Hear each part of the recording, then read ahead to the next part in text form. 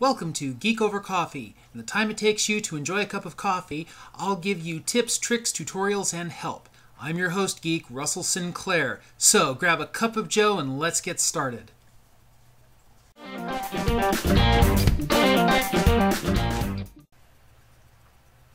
Today I'm going to go over a problem that I see fairly often whenever somebody runs to the store and buys one of these and attempts to use it.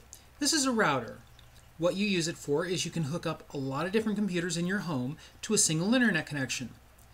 The problem that you run into is you hook it up, you hook your computer up to it, and you can't get on the internet.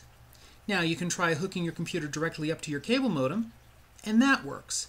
Only when you're using this, it doesn't. You can call your internet service provider and they will try to help you, but very often they don't know why it doesn't work either. Turns out the answer is fairly simple, and I will go into that now and show you how to fix it. Alright, as we see here, I have gone to the configuration site for my router. All you need to do is check your manual, and it will give you the address that you need to enter into your web browser that takes you to this page. Every router, this process is going to be a little bit different, but they're more or less going to be the same. You can just check your user manual for details. So the first thing I'm going to do is I'm going to log into my router using the password that my manual said I needed to log in. And then I go to the section for my router that talks about connecting to the internet.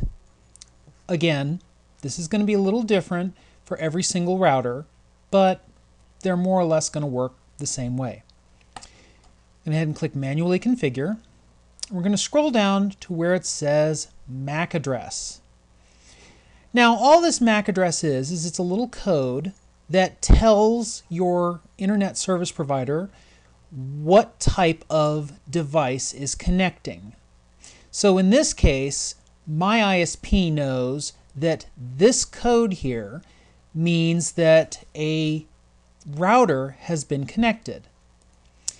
Now what will happen is cable companies and other service providers will want to charge an additional fee for every single computer that's connected. Well, of course, the problem with this is when you get into dealing with things like smartphones or 3 other people bring their computers over and want to use your internet connection, you don't necessarily want to pay for a bunch of different connections that are transient. That is not always there. And that's why you bought the router. Well, all you need to do is there'll be a button that says Clone Your PC's MAC address. When you click that, it takes the little name, the code that your PC has, and puts it on the router so that as far as your internet service provider is concerned, you're connecting a single PC to their DSL or cable modem and not a router. This doesn't hurt anything. There's nothing illegal about this. It's just a simple way to get around this problem. Now, click Save. Your router may ask to reboot. You click Reboot. And in 15 seconds, when the router comes back up, it will have the new MAC address.